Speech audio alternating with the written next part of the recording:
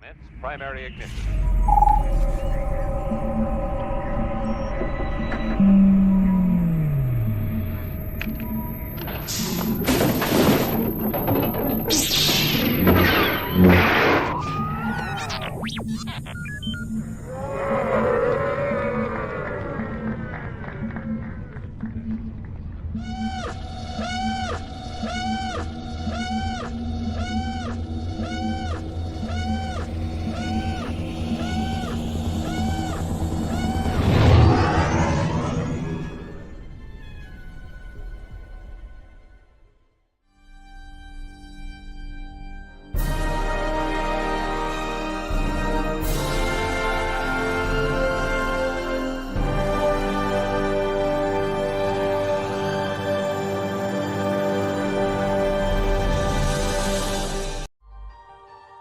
Hi, my name is Omid Iftahi. I play Dr. Pershing in The Mandalorian, and you are watching the virtual Cantina Network.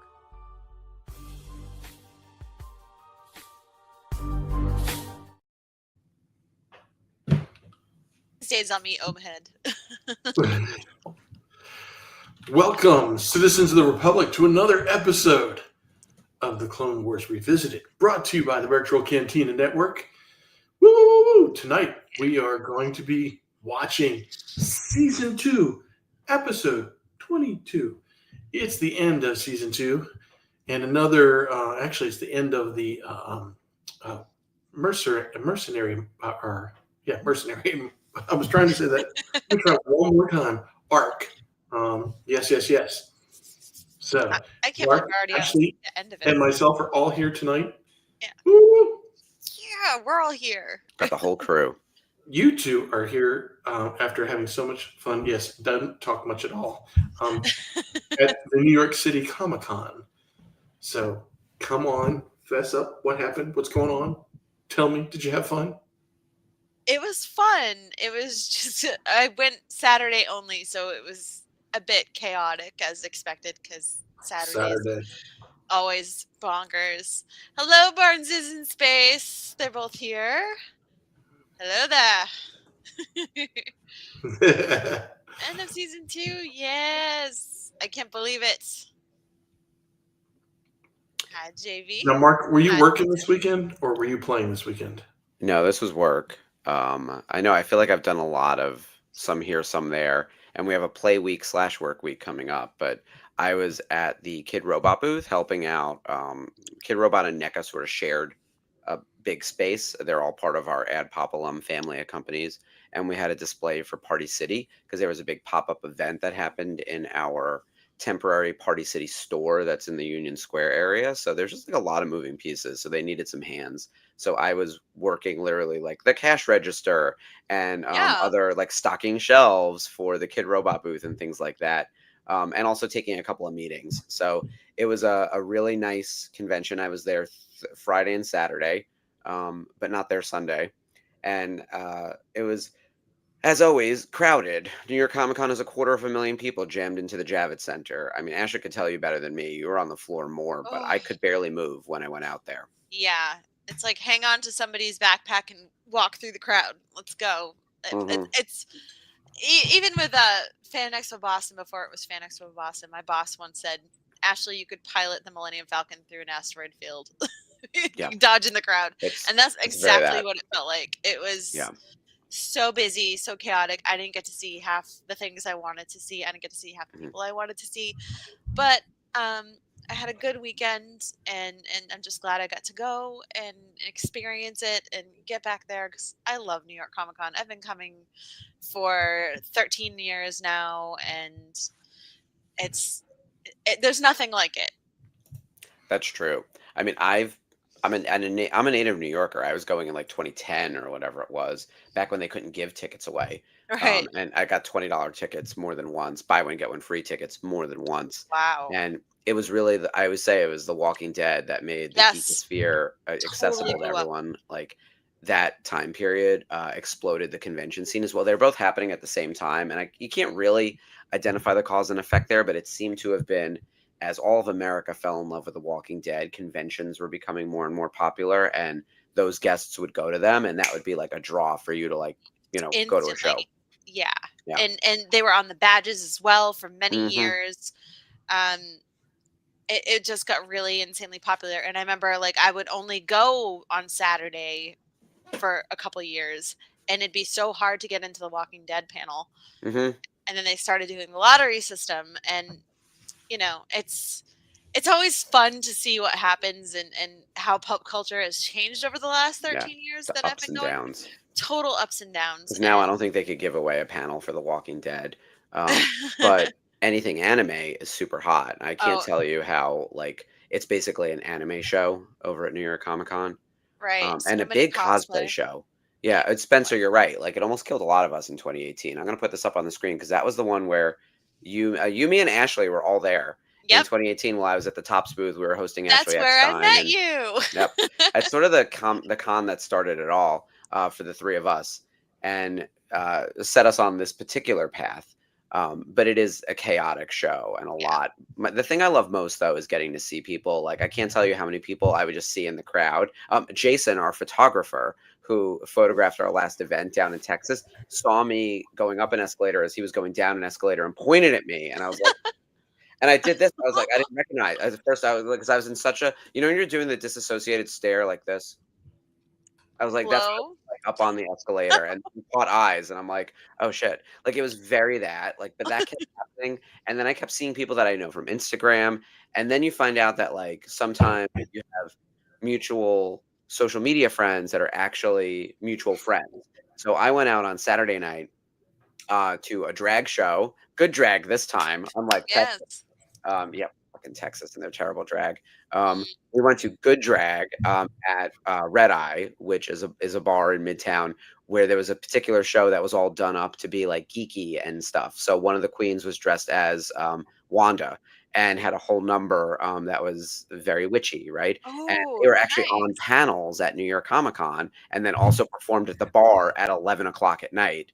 So there was like a whole group of people who did that kind of thing. And a bunch of friends or a few friends and a coworker, we met up with a bunch of X-Men cosplayers who were mutuals. So it's that kind of thing where it's like, oh, this is like the community of like friends and other geeky people that we're getting to know. That's my favorite part. It's like what I say about Rhode Island all the time. Like, it's Yeah. us being at the Dave and Buster's with the other Star Wars nerds, being a nerd.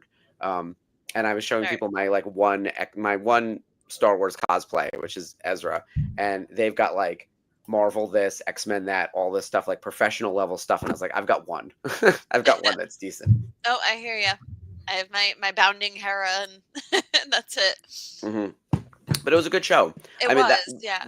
we certainly had a chaotic weekend. I think the two of us just like Whew. busy. How fast Yeah. was your turnaround? Because you were there like Friday to Saturday. It was like barely 24 hours. So it took about, I want to say, just under 8 hours, because our bus had to go from New Bedford to Boston to Providence and then to New York.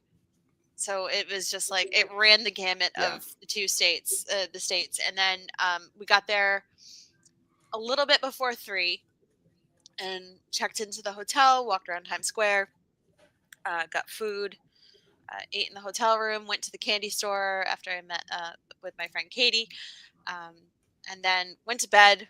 Woke up at 6, did the con, stayed there until I think we left at 5, a little after 5, and we made the walk to the Port Authority to get the bus back to Providence, and then Mhm. Ubered back here.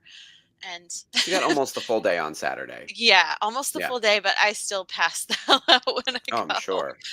Like I took Did you I buy had to anything take. good or get any good swag or anything?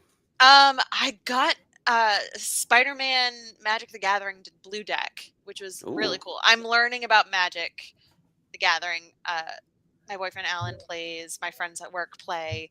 So Spider-Man's been a popular thing, but they're starting in March their Teenage Mutant Ninja Turtles Secret Lair card set. So they were handing out a promotional card with the turtles on it that was only limited to like one per person. So Those promo cards are crazy. I Yeah. know, and we each managed to get one, so that was really Ooh. cool.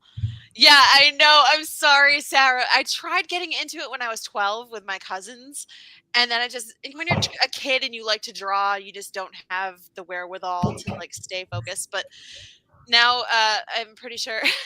Yes, I'm pretty sure my ADHD will just like, nope, she's done. Wait a minute, gotta finish the set. But yeah, it was really cool. That's what I got for swag. I got my giant webtoon bag with all my web comics and stuff on it. I'm trying to see what else I got. But as far as like purchases go, I didn't really make any big geeky purchases. I just looked at what was available and bought food, and which is really weird for me because I wanted to at least buy some art from some friends, but everybody was so busy. It was crazy So packed. busy. Skip, we got to get you up here one year for New York Yeah, Comic Con just for to see the sure. scope and scale of it. It's bigger than Celebration. Oh Yeah. yeah, you're talking 250,000 people. I think it was we get like just a little over 100 for Japan. And even New York, and even San Diego Comic Con, I think is only 150 or 200. Like I should only. It's just that now New York is bigger than San Diego in terms of attendance. It's certainly not as big by media standards. Like there was some good news stories like coming out of the con, like Marvel. I had a pass to that panel. Oh, the one that Brandon Davis hosted for Marvel Television? Yes, I had love that Brandon on my Davis. ticket. But That's I amazing. didn't get to go to that because I wanted to stay with the guys because it's EJ's first New York Comic Con, Alan's second. And I just wanted to be with them and stuff. Well, and that panel is online. All the reveals came out. They did a lot of like Wonder Man behind the scenes, which I think is going to be an interesting show for sure. It's very meta. I love he's great, and he's going to be terrific. Solid in everything I've seen him in. Sherry, the pink Loth cat, I think was also available at Walmart. I'm not sure. Yeah, there's definitely stuff that's I know in like Spencer various dropped things. that link, so I don't know. Have either one of you watched the Marvel zombie show? Oh, still not yet. It's still on my spooky season list. Hold on, I do want to put this was my comment sister's up, though. birthday, so I stayed and I stayed with her for a few hours and had dinner with her and my nieces. Nice. And stuff, so that was good. So happy birthday, Gina! I know you'll never watch this, but it's still nice to see. You could tell her that you shouted her out. Yeah, I'll give you a shout out about show. This reference. So Brendan Davis is a YouTuber who was at comicbook.com or Comic Book Resources. I forget which one. He went out on his own. And he has the channel Phase Hero. He's spectacular. I've met him numerous times. And my friend Julian, who stayed with me and comes up for every New York Comic Con, he was actually in Orlando with me 2 weeks ago too. He was the guy who was like one of the floor managers at Fanboy Orlando. So he's here in New York Comic Con, just attending as a fan. Woke up early every day and went to like lines and panels and this and he went to the off-site special event for the Peacemaker finale where they interviewed Stroma, the guy who plays Vigilante. Freddie Stroma. Yeah, Freddie Stroma. Brandon Davis hosted that whole event. And so he actually got like a piece of swag. Ooh. This was the helmet. The helmet hat. Isn't that cute? Yes. I know. He's going to be very excited that I'm showing us on air. They brought those for all the attendees. They were just That's I think, amazing. 200 people or something. So it was awesome. I didn't get to go to that because it was I think Friday night or whatever it was. And Julian had a great time, but Brandon is now doing stuff like that. He hosted the Peacemaker offsite, and then he hosted the Marvel TV panel. Like he's killing it, right? So I wanted to go to that Marvel television thing, but of course I was working. And then I tried to go down I would to have the given you my badge and just been like, go. I know. I realized, but also I wanted to get autographs from people. Like I went down to the Dante Bosco line just to check it out. It could have been wrapped around the convention center. Like there's no point of trying to get an autograph. And like the guy estimated for me, I was like, what do you think a line like this? And he's like, hour or two. And he wasn't even there yet. So I was like, forget it. Like, and then Liam O'Brien couldn't even find him. And then there was someone else that I'm blanking on. Oh, it's Robbie Damon. Robbie Damon. Yeah. They're all anime boys. So all of these animes are having such a moment that Robbie Damon's line was almost as long as Dante Bosco's line. This Rebels poster is never going to get completed at this rate. I need to just one day go to it, like find a convention. You're following Dante Bosco between 2 states now. This is 3 now. This is 3 attempts. Okay. Yeah. So it's the kind of thing where like I just have to find a smaller scale show and just buckle in and just like, okay, or I'm gonna pay someone to sit there like a task rabbit, and then get there. But okay, I forgot to actually like pull up the the reference here, the Davishausen, Danhausen. Brendan Davis, he teamed with Danhausen in the local wrestling match at San Diego Comic-Con. Oh my God. And we know we have a relationship with Danhausen at NECA because Really? the brand manager at He's NECA is crazy. good friends with him, and he's done stuff for us. I've actually met Danhausen out of makeup, which is very cool, right? Like, because at first I was my coworker's talking to me, and he's like, "This is Dan," and I'm looking, and I was like, "Looks so familiar. I probably met him before." Hi, Dan. It's nice to see you. I would say nice to see you as opposed to nice to meet you on the off chance that I have met you. And then I'm like, "Oh my God, it's fucking Danhausen!" Like it occurred. Like, did he make it the face? He was like, well, he did the thing after, like, you do the pose, like the you evil get a hands. photo with Sigourney Weaver like that.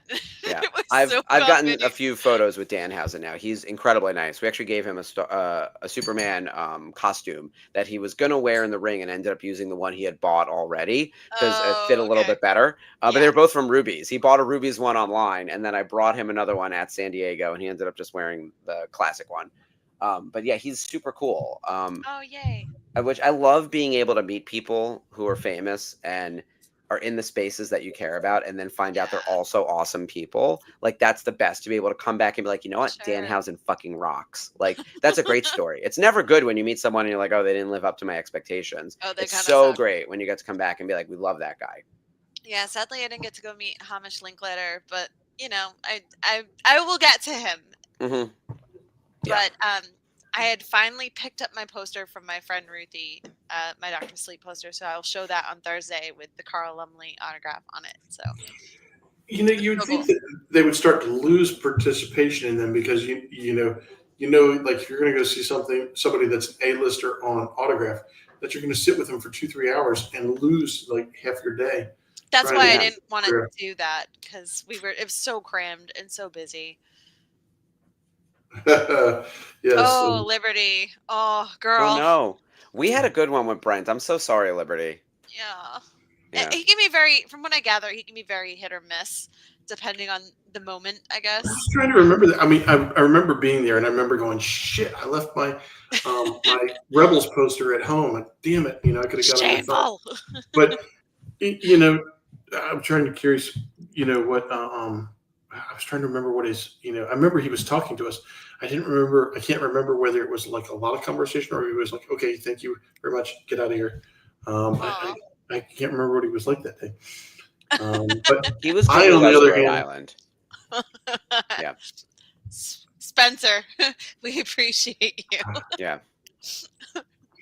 Yeah, there's always that story of me seeing him on the streets of Richmond, and I was worried he was walking into the bad side of town, and I said, "You do know where you're going, right?" He's like, "I'm fine.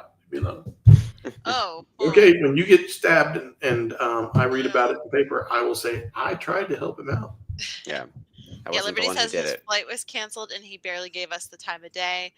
Then he was just an ass. It happens. I've been there. People have a bad day. You never know what's going on. Well, that sucks though. I hate that like your experience wasn't wasn't what you expected, because that's never fun. We with Rhode Island Comic-Con coming up, I know there are a few people we all plan on meeting, so we have to coordinate our signing schedules. Well, I've got to do my Taylor and Amon dual autograph or dual photo in my Ezra cosplay. That's my number one must do. Are they doing a dual photo? I believe they are. I have to double check. I haven't bought anything yet, girl. You know how I am with Rhode Island Comic-Con. I just got my train ticket the other day. By the way, Amtrak is a fiasco right now. I think it's partially because of the government shutdown, but like my train ticket was very expensive. Then my train tickets to Baltimore in December is basically free. It's so cheap. Like I couldn't believe it. So something was up. And so from my mind, I was like, okay, it blended to what I was expecting to pay for both. So I'm like, you know what? I got a cheap ticket for December and an expensive ticket in November. I'll take it. Don't count on that, Liberty. I've missed him 2 or 3 times. Trying to get him on my Rebels poster. The last time I saw Freddie was Motor City Comic-Con in Detroit in 2022, and he was the very first celebrity to sign one of my prints for somebody. Doesn't he have a little the moon on the Hera print? Crowd anxiety. He does. I'm gonna say sure. I don't know. Yeah. I think Yeah. here's the thing. I also don't think he needs the money, and I also think that he'd rather be doing other things. And I think at some point you could probably call and ask how your autographs are selling, and then decide if you want to cancel. And I'm not Yeah. saying he does that, but I'm saying I know celebrities who do that. And if someone cancels Ugh. frequently, that could be a reason. Um, Liberty. yeah, I don't know if Taylor has any say in that. Yeah. But He hasn't legitimately, shown like, up on Pot of Rebellion yet either, so just saying. well, I think they'll have him at some point, but I do I think hope so. I think it'd be more great. so he's most likely of all of that group to be doing some type of production that requires on camera and in the same geography. Like the voice actors can largely record remotely, or at least be in their home studio, or from wherever. Yeah, I've seen James Arnold Taylor talk about making his booth inside of a closet in a hotel yeah, room so he can record his voiceovers while he's on at a con. Oh yeah, he like took the mattress off the bed and Yeah, put it up throws it in against the there. wall. I yeah. remember that. Oh yeah, he's amazing. He will MacGyver a situation for Totally. sure, and that's a Totally. true professional. James Arnold Taylor will definitely be recording whatever you need, like from the hotel room at Saturday at 11 p.m. or something. Like he gets it done. Which I got to reach out to him because I'm. It's been now a while. Like we saw him at Rhode Island, and then I saw him again over. God, was it earlier this summer? I've lost track of all my days Did of you like see him? when I Was he in Texas? He wasn't in Texas, but he was at that small scale convention Oh, that I okay. went to, where I also got to see Kat Tabor and Nika Futterman. So that was cool.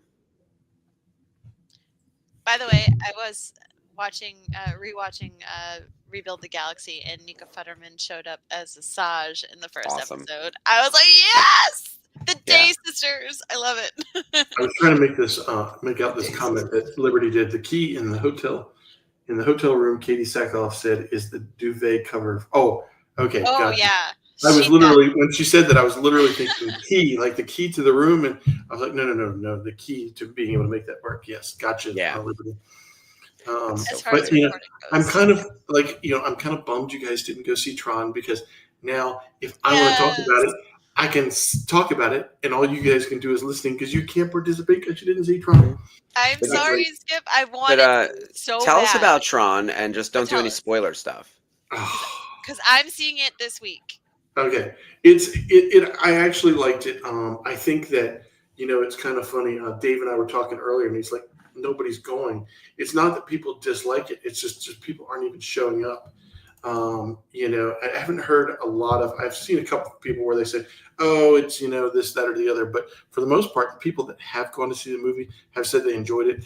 My read on it was several things. First of all, if you like Tron, like if you've seen the first one and you've seen the second one and you like the lore of how all this works, it stays very true to Mike the has seen it Tron 4 lore. times. Yeah, Mike saw it 4 times in one weekend.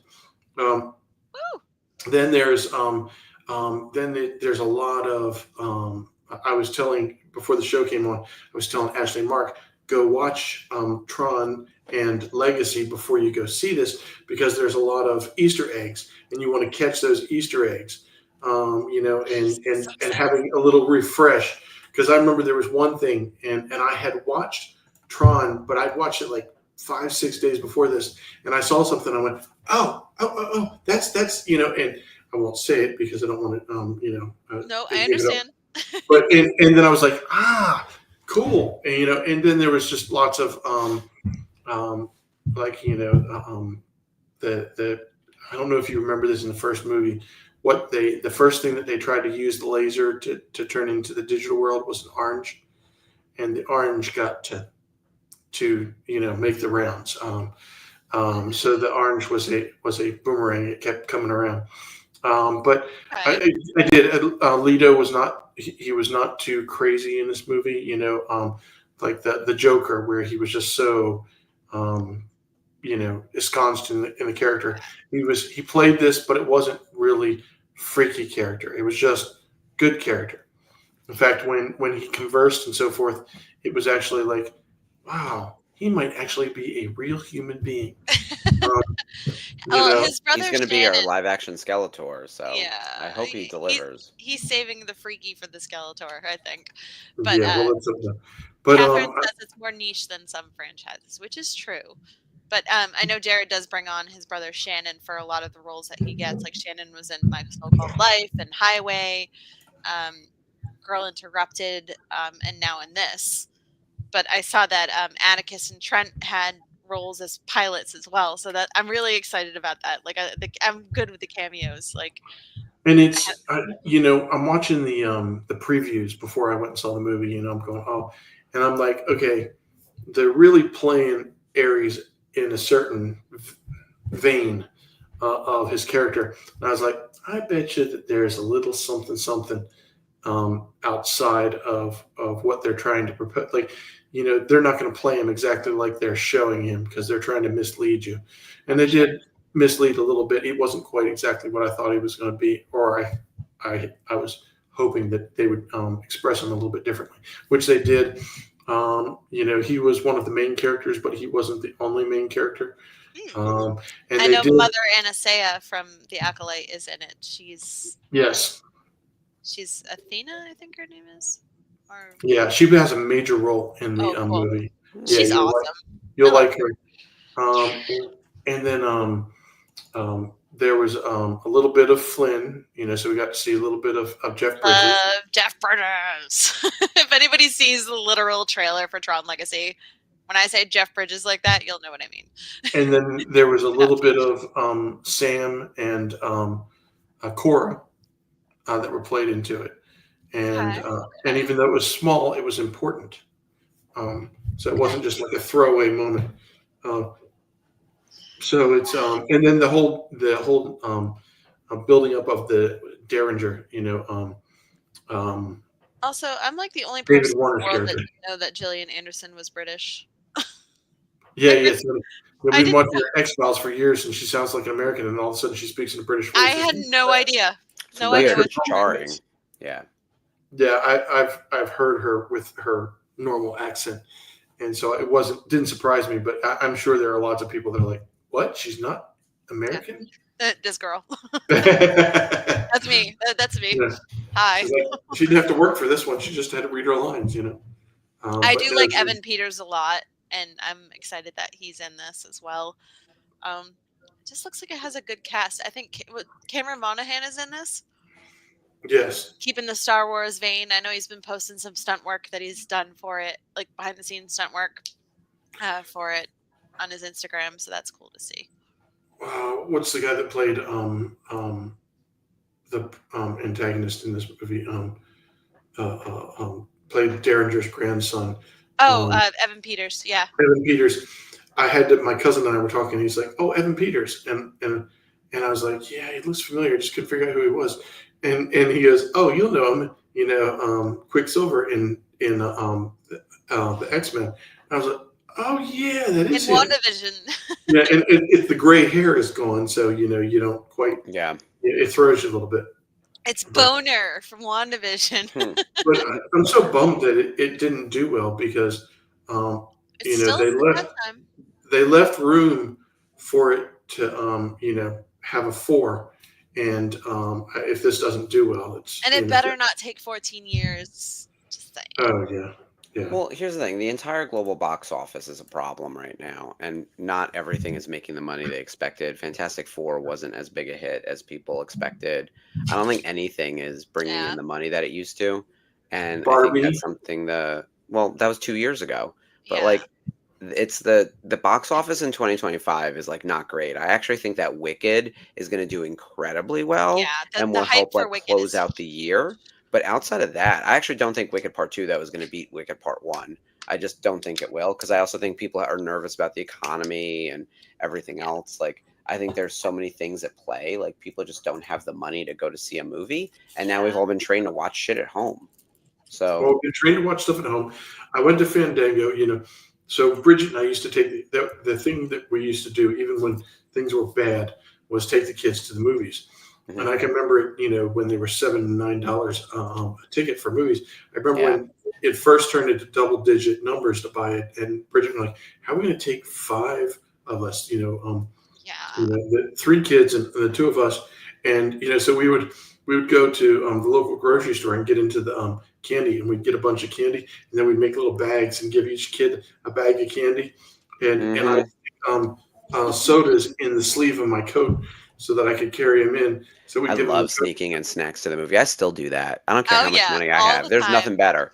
There's nothing better. I But I once mean, snuck I went in to a the movie. Chipotle burrito to the I, film. I, I paid for my ticket through Fandango, and so there was like $2 and some change in service fees because of that. Of course. And it was like $26 for just me to go to the movie theater. Did you And go to I had IMAX? no, I went to RPX. RBX, yeah. Okay.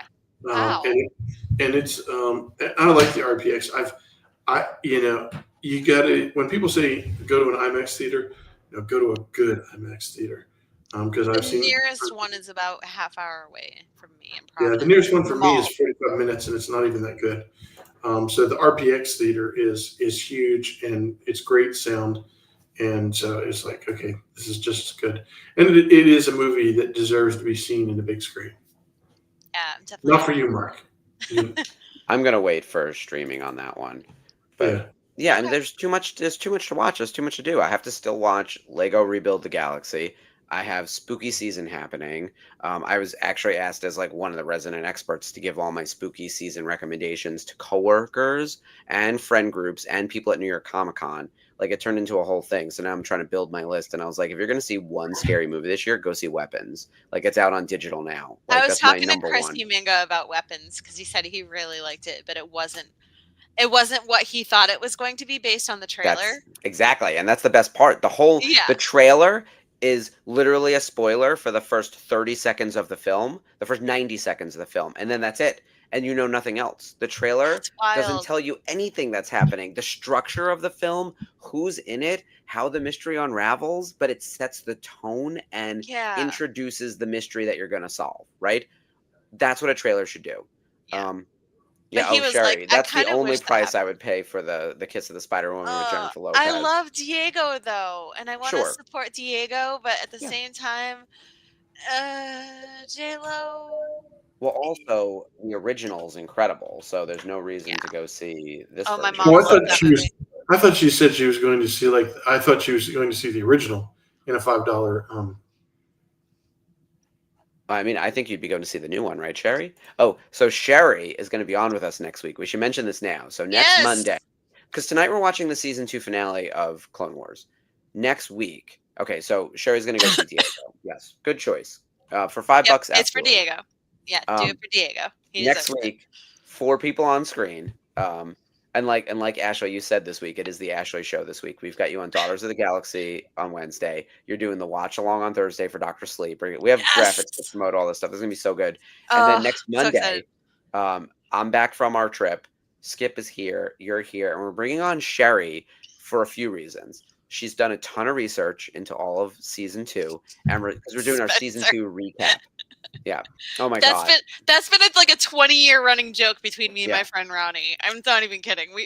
We always send each other the gif of like, oh, here's the best part of that. South Park was at New York Comic Con, had a giant poster, and the taco was on there. Yes. How? That episode is 20 years old. I mean, Jennifer Lopez is still relevant in the pop culture, so of course making fun of her is perfect. Oh, did they bring her back for when they got remarried or something? Oh, I don't know. I don't keep up anymore. Yeah, I think they did. But at the same time, like I said, me and my friend have been passing around that video for 20 years now, and we can't help ourselves. It's like crazy how certain things just last like that. Taco flavored kisses, just like it's there. But Sherry is joining us next week, so everyone get ready for Sherry to come in and help us do a recap of all of season 2. Sherry, our resident Jocasta New. Yeah. She's Jocasta New. That's what I'm gonna call her. It's gonna be a good thing because we need to stay on task. We need her help to do so, and she created a whole bunch of notes for us. Yes. So yeah, it's gonna be good. With that in mind, we do need to start watching this episode because it is time. All right, here comes my favorite part of the show. And you do this so much better than me. Yeah, Sherry will be our Lewis from Ant-Man. Absolutely. Sherry, you're our Lewis. And you have to recap it just like that. Exactly. We're going to put you to work. All right, here we go. Season 2, episode 22. Skip, take it away.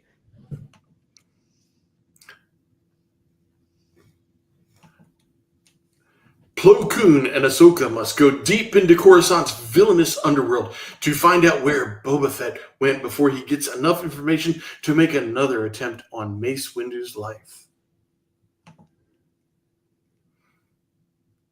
Insignificant problems left unchecked often become significant problems.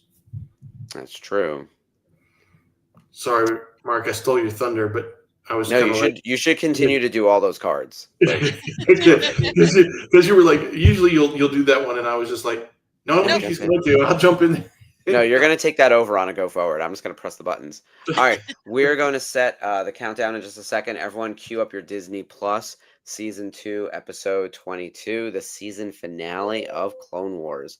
And here we go.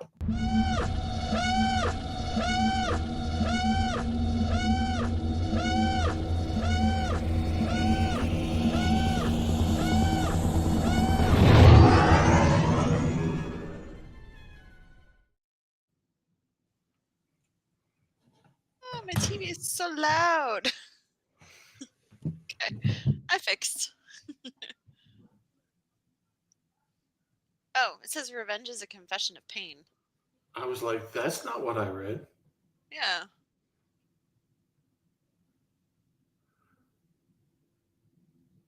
Oh, well, we're still going to watch it anyways. Yeah. I was like, do I have the right episode? Yeah, I wonder if that was last week's. Was that last week's moral, or maybe next week's? I don't know. It might be next week's. I read it really good, though.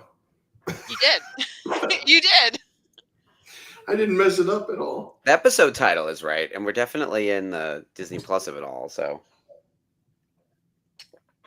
This is kind of chilling.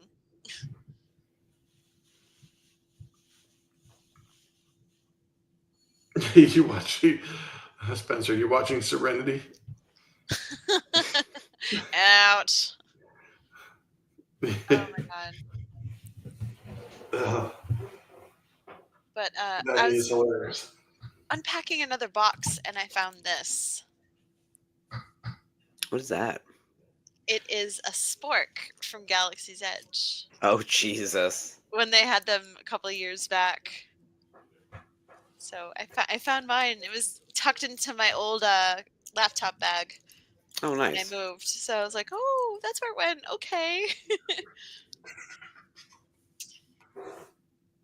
I have swag and merch from Orlando, Universal, Epic, Fanboy, all that stuff, plus New York Comic Con. Not a lot, but enough, and stuff that I have just not gone through. And then I was thinking about this, like Rhode Island Comic Con's coming along. I still have not optimized my cosplay from 1, a year ago that I talked about, but 2, even from going to Texas where I forgot most of my stuff because I knew I needed to do a couple of small things. I still haven't done it. I've been so negligent. And then with this week coming up, there's no time. So I need to sort all this out in like the week before Halloween so I can be ready for Rhode Island Comic Con. Yeah, I still have to buy my ticket. Yeah, I feel like the tasks never end. Although we do have a fun week coming up. So for everyone in the chat, as a reminder, we are in the final hours, basically, before our signing event with Diana Lee and Asanto. This is going to be so much fun. We get an evening with her. We're going to have autograph signings, selfies. Chris Mock from Mocktails from the Cantina is going to be doing a live recording of his podcast. All hosted by VIP Home Theaters, which we're so excited. And this graphic is a little outdated. We're actually in the critically low ticket remaining number, and tickets stop selling, I think, Wednesday at like 12 noon. Let me double check exactly when that is, but it is coming soon that we're going to be out of tickets. So definitely need to jump on that. If you're in Chicago, come visit us. And then as a reminder, we're going to be in San Francisco for a meetup with everyone on Friday. So for anyone who is in the vicinity, I'm so excited about that. I'm just excited to see everyone, you know, like I love the meetups. Oh, I was very excited about my t-shirt. I got the Gorman Resistance t-shirt. Yes. Nice. I love it. We are the Gore. Yeah, that's a great shirt. Love All it. right, here are the details on the Friday night meetup. It's Friday of this week. VCN San Francisco meetup, Friday, October 17th at 8 p.m. Pacific time at Bartlett Hall. And right now, there's like 27 people who responded. 11 are going and 16 are interested. So, for anyone interested, if you are in the vicinity, please let us know. As a reminder, after the Chicago event on Wednesday, Jeff, Spencer, John, Frank, and I are flying out to the West Coast for a variety of work adjacent kind of things. So while we're up in San Francisco, we're hosting a meetup on Friday night. You never know who else might pop over. So please let us know if you're going to make it. It's going to be a really fun night. And then we have a packed agenda on Thursday, Friday, and Saturday. We've got a corporate tour on Thursday, another thing happening on Friday, and then we're going to Rancho Obi-Wan on Saturday. And we are going to take lots of pictures and keep everyone on the page fully up to date as best we can, where we are permitted to take pictures. I've signed a few NDAs already. So, but where we can, we are going to share all of the things we can on social media. Excited for this. So By thank the you. way, Jumping in. Aura Singh just committed murder, so she's killing hostages and she's serious. Yeah, she's not to be messed with. She just unalived poor pawns and threw him out the airlock. Yeah. Because they didn't give him Mace Windu. So She's bad. She's a bad bitch. she I wanted like her Boba a to lot. do it. It's crazy. Yeah. She's an interesting character because in Phantom Menace, she's got like the long rifle and, she's got that really cool scene. And there's really not a whole lot to it, but they build out her backstory in the Clone Wars, much like what they do with all of these random background aliens from the prequels.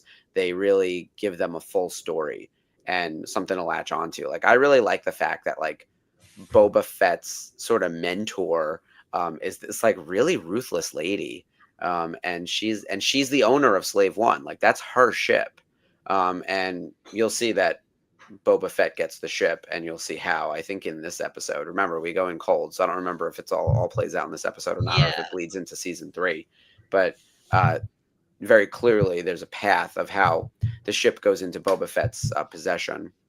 And how did she get it? Because wasn't it Django's? No, I don't think so. Wait, was it Django's and then Aura took it? Django's No. in the Phantom Menace.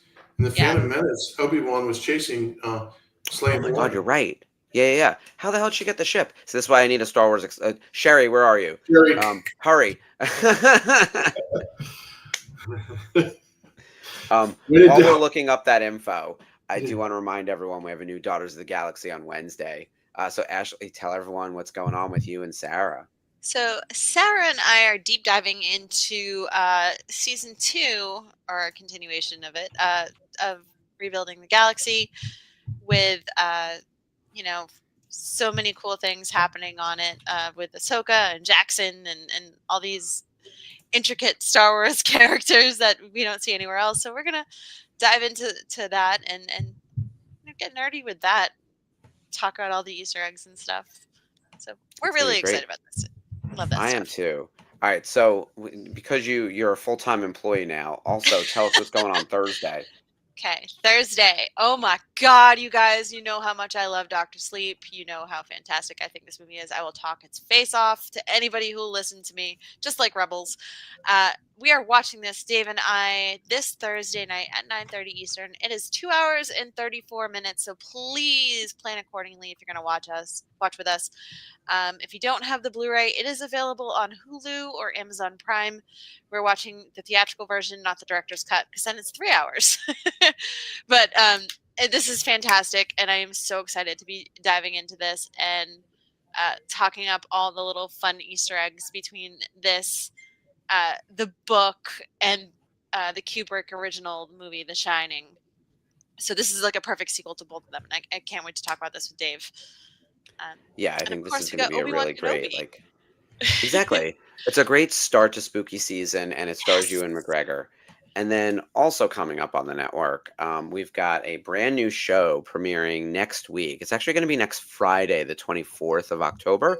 You might have already seen Colin Weaver on our social channels. He did some interviews at Texas at Rebel ScumCon, and we announced him on the page last week. He's going to be hosting a new YouTube show and podcast called Life at Lightspeed, where it's going to be weekly, and they're going to be talking about all things news. So he's very much going to be our weekly in the news kind of podcast, and maybe bring on some special guests. Like, there's a bunch of things we're going to be doing, but Colin's fantastic. Can't wait for you guys to check out his show. Some slick production too.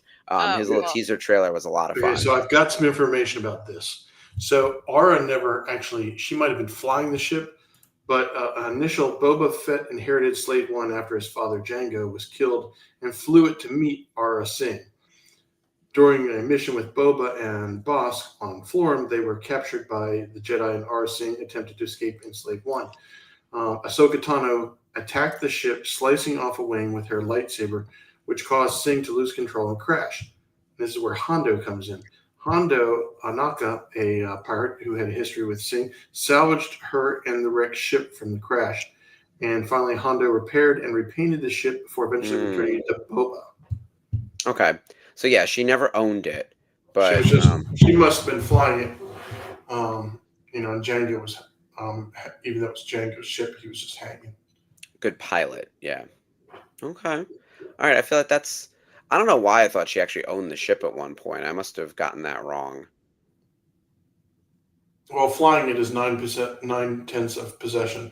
Yeah, as a pilot, you guys know.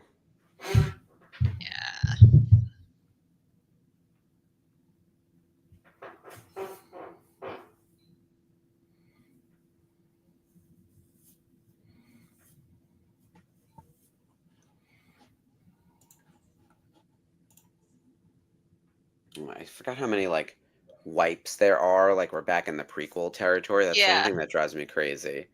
I don't like it's that. such a product of its time and a product of George, very much so.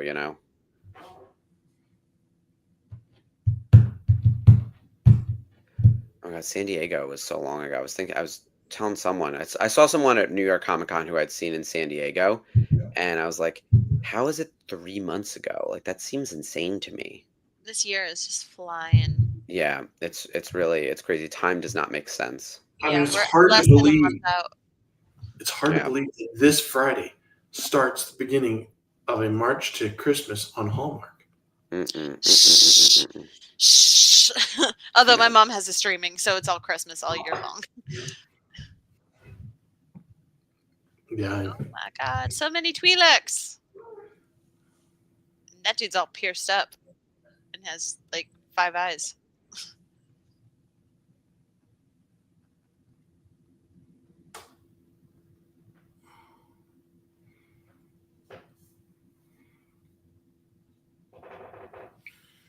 Hello, Kudu. I like Ahsoka's poncho. It's cool.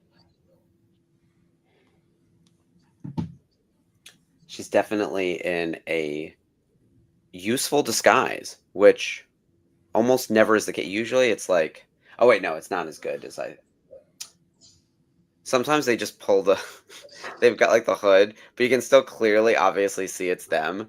And it doesn't do anything. Like, Plo Koon's disguise is good. Ahsoka's is not.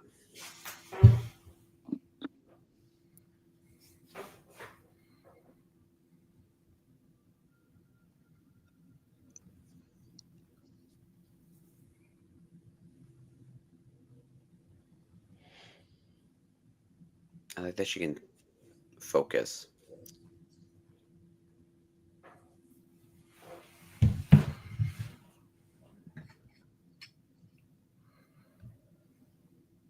She who?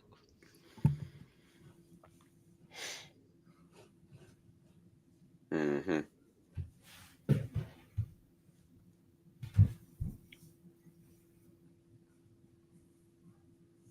Oh, the pinup art in the back is hilarious. Yeah, this is what it feels like in the club too, as you're trying to like, what happened now? Ah! Did a lot of that. I was like, lean closer. My old ears are failing. I don't know what it is, but like kids nowadays talk so much quieter than I know it's not my ears. This is how kids communicate now. Yeah. I did want to put up Liberty's comment from before about seeing Aura and Bosk. I agree. I just love these like classic bounty hunters. Well, in a movie, having too many characters can sometimes, spread out the love and the ability to focus or finish a story. Whereas in these episodes of Clone Wars, since there's 7 series up, they can really throw in all the extra Star Wars characters.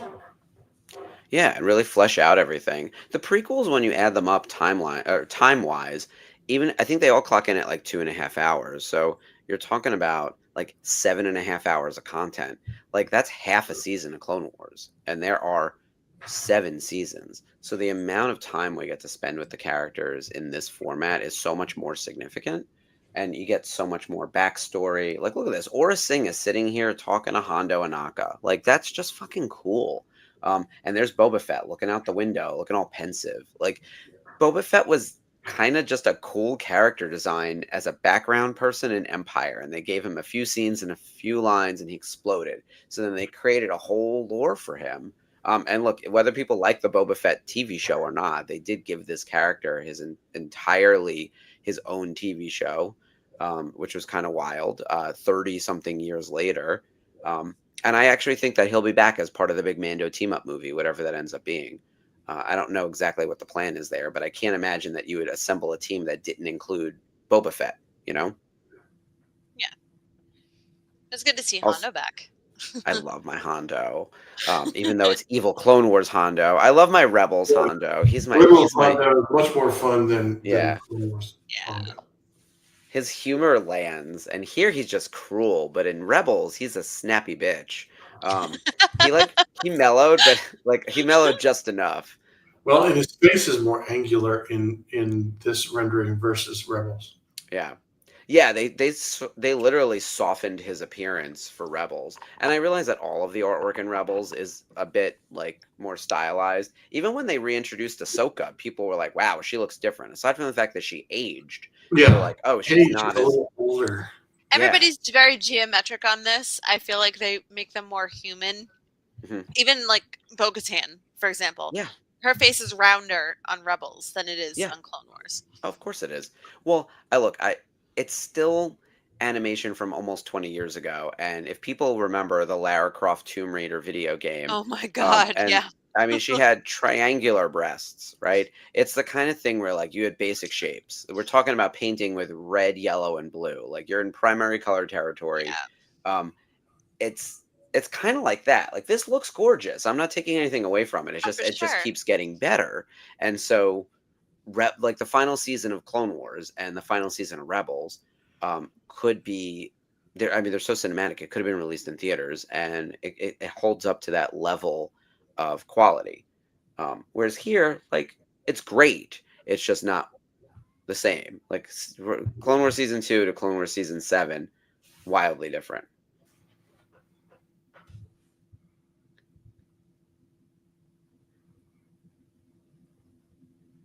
It's a standoff. Yeah. I also think that Plo Koon could easily just force push Boba Fett before getting shot, like pretty easily. And Ahsoka wouldn't actually hurt Aura Singh. Anakin would. Ahsoka would not. No qualms. Anakin would have killed them both already.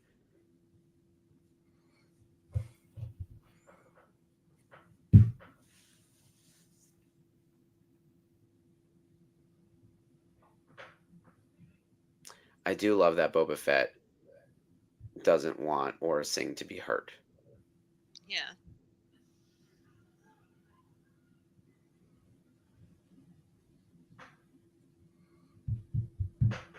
She's really good too. Yeah. Well, And she's teaching them how to get us scrapes. Yeah. Oh, until now. It is nice too that like they easily could have killed those two, but they didn't. And so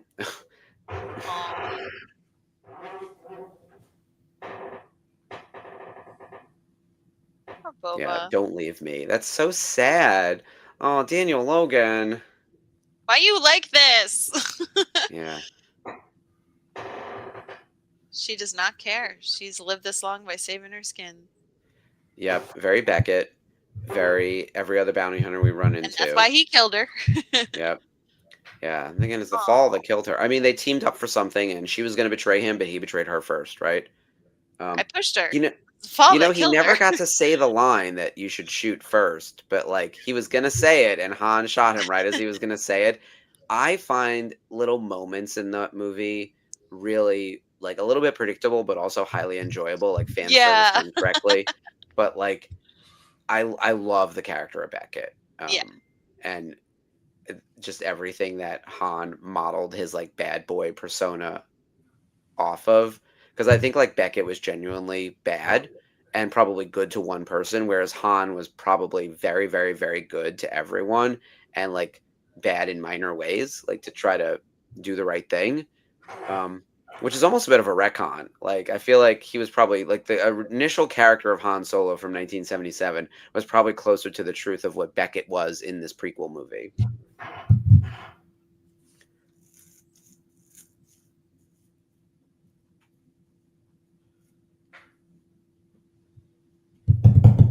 This is an interesting literal fork in the road where they decide to go help the innocent people instead of chasing down the criminal, right?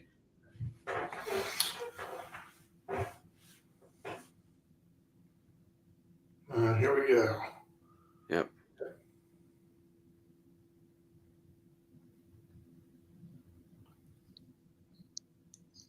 Oof.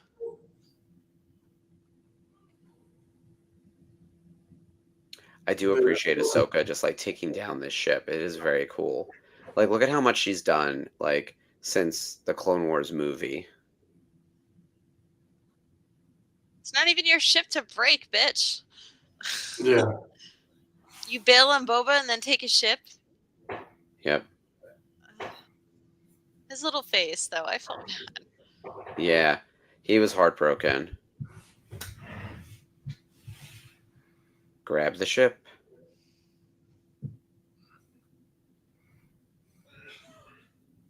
Now, obviously, like, that could have killed her, but it didn't. Yeah, Ahsoka does love to hang off a ship, right? That seems to be a thing that she does.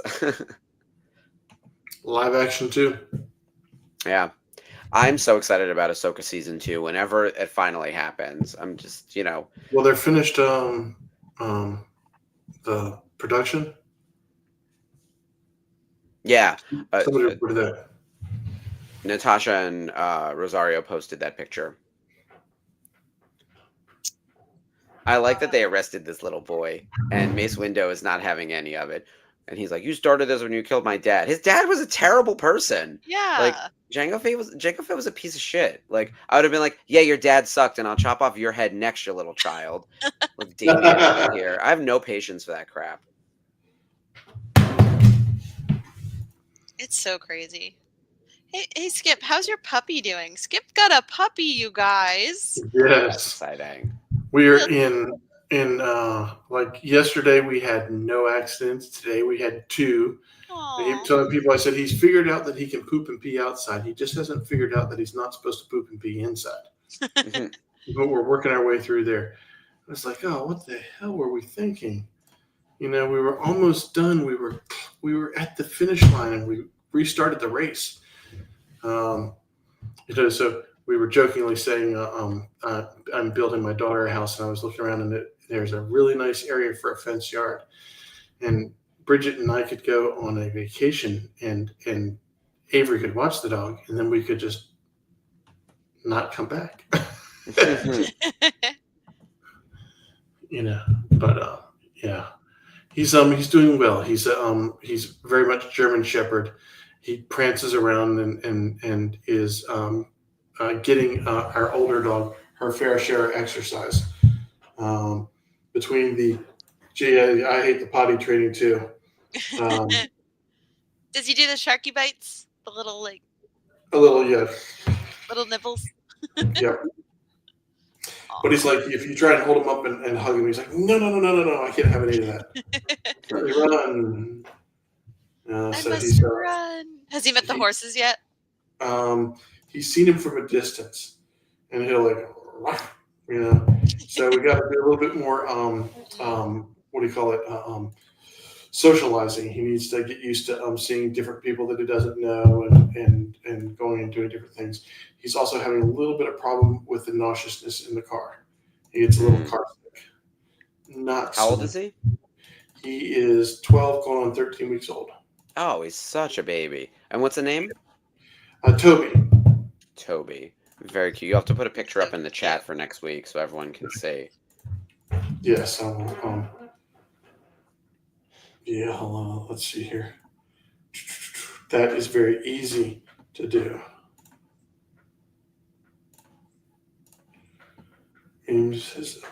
Okay. I feel like I'm all set for my trip, except I keep remembering these little things where it's like, don't forget your Mando poster. Like stupid little things. It's like, I want to bring gym clothes, even though I know I'm not going to have time to work out really. Like, I feel like if I pack the shorts and the sleeveless shirt, I'll have a chance of getting to the gym for 20 minutes. You know what I mean? Right. Yeah, if you make the effort to. Because then if you don't have, what'll happen is we'll have downtime, and if I don't have gym clothes, I'll be like, what am I doing? But I have to bring my laptop just because I want to have a computer, especially because we're going to have all of us together. Like, I can't think of the last time. Oh, I've got my list, Liberty, and I keep adding to it. And it's like things I remember where I like literally just typed in, because I always have my toiletry bag, like the random things, but I was like, oh, I want to make sure I bring vitamin C because I was just at a convention and I usually do like vitamin C before and after. And yeah. So it's like stuff like that to like add to the list. And the Mando poster. How do you forget your suitcase? Like, it's crazy. I shouldn't say I started packing, but I was writing my list and I was like gathering everything I need. And I was like, how many t-shirts like this should I bring? And I was like, oh my God, it's gonna be like 50 to 60 degrees. So it's gonna be a little bit cooler.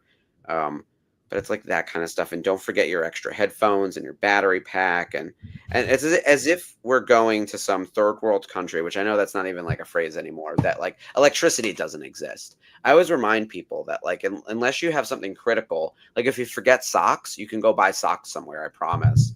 Like, it's happened to me. I literally packed for a vacation once and didn't pack socks. And so that's the kind of thing I was like, all right, I'll just go buy them at the CVS. Like, you don't even need to go to a Walmart or a clothing store. Like, it'll be fine. So Bridget has me well trained. When we travel, as we get ready to leave, we get everything together and then we go through the room one more time in the bathroom, open up all the doors, open up the closet. That was me on Saturday morning. Yeah. Okay. Check everything. And when I'm out by myself, when I'm traveling by myself, I'm like, oh no, I cannot leave. If I leave something behind, my wife will be like, I'm sorry, did I not teach you how to go through the room and make sure nothing was there? I'll hear about that for the next 6 months. Oh, without a doubt. The worst thing I've left behind in a hotel room is my Loth cat when they first got them at Galaxy's Edge. My friend picked one up for me and I left it in my hotel room in San Diego. And they put it into Lost and Found, and my friend who lives in San Diego went and picked it up for me and shipped him to me. Well, that's good at least. It worked out. It had a happy ending. Kenobi's okay. I'm glad. I wanted to, since we're starting spooky season on Thursday, with Ashley doing Dr. Sleep, I want to make sure you tune in. Yes, I please. had a couple of recommendations. I was asked to do like a really comprehensive list, but I'm not going to do that right now. But I wanted to tell people like some things that I think would be really fun, depending on like what type of spooky stuff they want. So one, I saw Clown in a Cornfield a few weeks ago. How was that? So silly, so stupid, stupid fun. Like, I loved it. I thought it was like wild, and I was like, you know what? Like, I'm putting it on the recommend list. Okay. Because it's also like silly. Like, I think you need a mix of silly horror and serious horror. Like, Speak No Evil is serious as a heart attack, and I was like traumatized watching that movie and loved it. Oh wait, Sherry. Oh no, this happens, right? Yeah, exactly. Like, you know what? Because there are stores in America where you can buy anything, including underwear and socks and anything else. Yep, like, we're that lucky. It happens. Heretic was incredible. Was that really with creepy? Hugh Grant? Yes, with Hugh Grant. He is Wow. spooky, ooky spooky in that movie. Ooh. That movie is rough. So and that's the thing is like there's a range of horror, right? We go from Scooby Doo to Hostel, right? That's the range. Oh Scooby my Doo to Hostel. god. That's your horror range, right? So Speak No Evil is not Hostel, but it is not Scooby Doo. Like it is on if you're gonna cut it in half of like what's really scary and what's not scary, I would say like Heretic is really scary, whereas Megan 2 is really fun. Megan 2 is fun Yeah. and not scary. Heretic is not fun and really Yeah. scary. Oh my god, Liberty said she didn't finish it. It was freaking her out. Oh, girl, you got to finish it. You got to see how it ends. It's so good. The ending Ugh. is like quite the payoff. No. Also, let's see what else on here. Clown in a Cornfield is both a little bit scary, but mostly just fun. Speak No Evil is amazing. Highly recommend. Sinners was incredible. I love The Monkey. That was really fun. And then of course, like there's all like the classics. Like if you're gonna do a Friday the 13th, I always tell people like do one of the franchise movies. Like we rewatched Freddy's Dead. It wasn't great. But like go watch New Nightmare. Give New Nightmare another watch because it was ahead of its time. It was Scream before Scream, literally by Wes Craven, and just got overlooked in the ethos. Friday the 13th Part 6 is my favorite, but I think a lot of people prefer Part 4 or Part 2. 4 is the final chapter with Corey Feldman. Part 2 is just Part 2, the first introduction to Jason. Gerald's Game is fucked up too, Liberty. If you're going to do a TV show, I would do Midnight Mass, which is part of your world. Mwah. Yeah. See, this is not my genre. So I know half of none of these, and they're different. Honestly, Skip, I really think you would like Midnight Mass. Like you can handle like vampire movies. Like it's not as much gore in this one. It's more the dealings with faith and guilt and religion and addiction and recovery, and it's all that, and the monologues are just insanely perfect. It could have been a play. It's probably was written for stage and then turned into a show.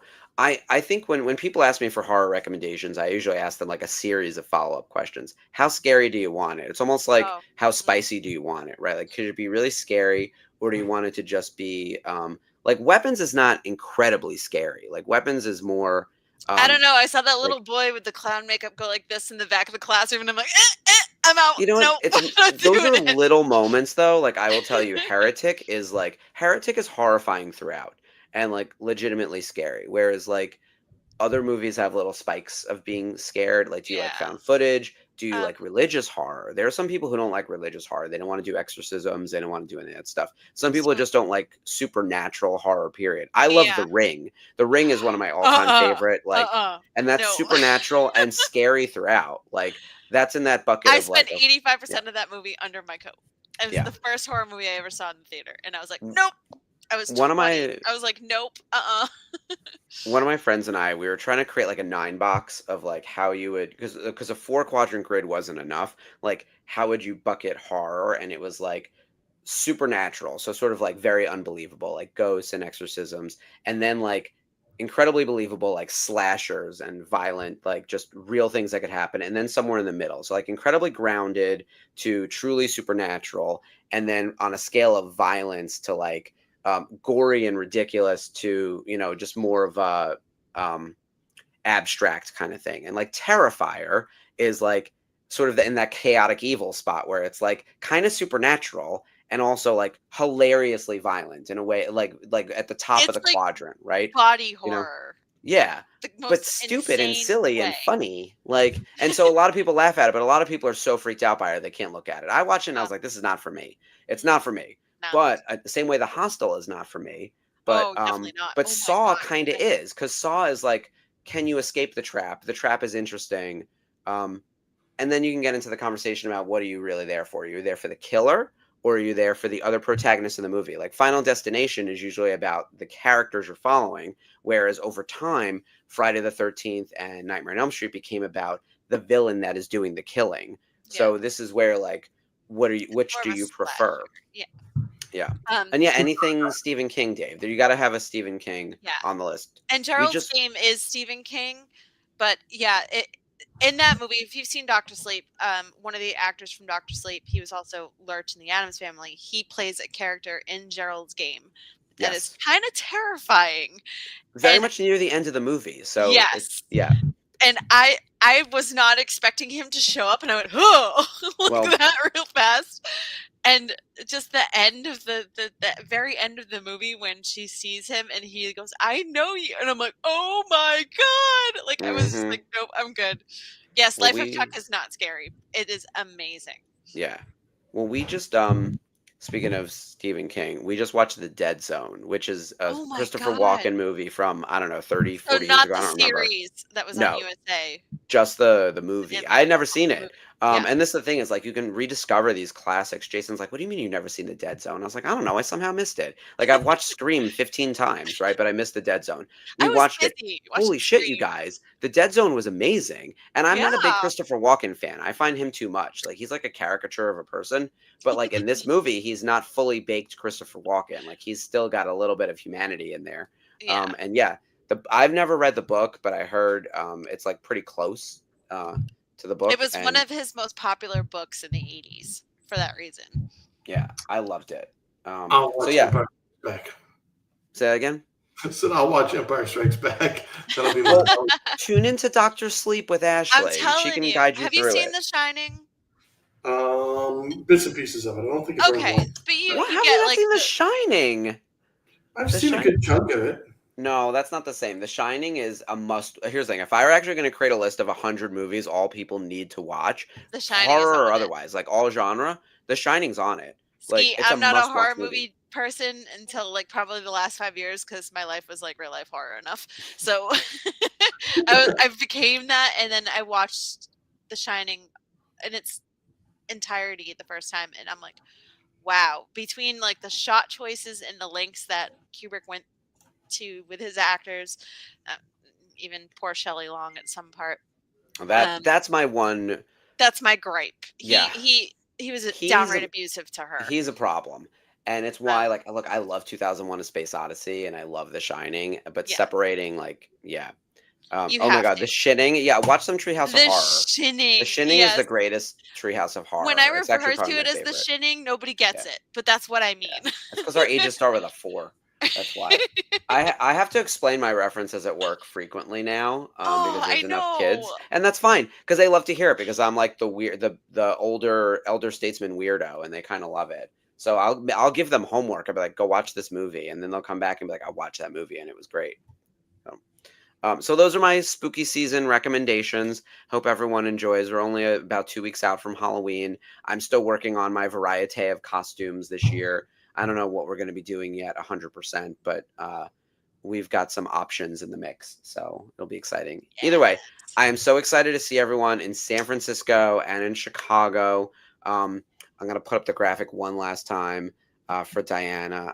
It's going to be such a blast. She's phenomenal, you guys. She's amazing. And thank you to VIP Home Theater for sponsoring this event. We're so excited to see you in Chicago on Wednesday. At this point, we're less than 48 hours out, which is crazy. So join us there. We have a handful of tickets remaining. It's going to be a blast. And then we will see you in San Francisco on Friday night for our VCN meetup with some special guests, including me and Spencer and John and Jeff and Frank and possibly some others. So it's going to be a really good time. Living vicariously through you guys because that's really fucking cool. It's going to be a good time. Yeah. All right. I think that's it for tonight. Yeah. As a reminder, Daughters of the Galaxy Wednesday night, Sarah and Ashley covering Lego Star Wars Rebuild the Galaxy Season 2, produced by JB. Thanks, JB. Thursday, Dr. Sleep on the Thursday night watch along, the start of spooky season with once again Ashley and Dave. And then I think you're looking for a third co-host for that night. So if someone wants to jump on board with them, shoot them a note. It's on Hulu. He'll die if he has to stay up past 11 and watch a horror movie. Are we trying to kill the man? No, but it's so good. And yeah, Rebecca Ferguson is in it. She's phenomenal. She's the main baddie. I'm just saying. You know Rebecca Ferguson. Oh yeah, she can be my baddie. She is queen. She's cool. I like her. So I think you'll like it if you decide to. Yeah. So that's what's going on this week. Thank you. And everyone check out the Unifying Force. Right now, you know. Yeah. Also, before I forget, the Unifying Force just had their 100th episode yesterday. Yes, they did. 3 hours long. Congratulations, They did a UF. huge recap of their entire It run was of. fun. I've watched a portion of it because I was out all day yesterday, post New York Comic Con with other things. So I heard it was great. So congratulations to them. Congrats, guys. Check them back out again in 2 weeks. But yeah, everyone go watch that episode of the 100th of Unifying Force. 3.5. I think that's it Oh. for Big everything hat. this week. All right, you guys. Sounds We will good. see you on Wednesday night. Make sure you tune in for the Zoom call tomorrow. Link will be here in the group. All right, excellent.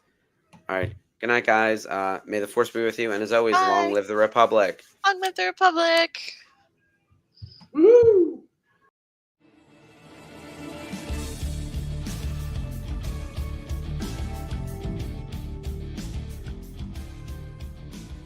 Hello there. Hi, I'm Mark Connell. I'm the Director of Programming at the Virtual Cantina Network, and I'm here with James Arnold Taylor, the voice of Obi-Wan Kenobi. Obi-Wan Kenobi. Yes, I know that one well. I have the high ground if I... Wait, yes. Thank you. Now I have the high ground.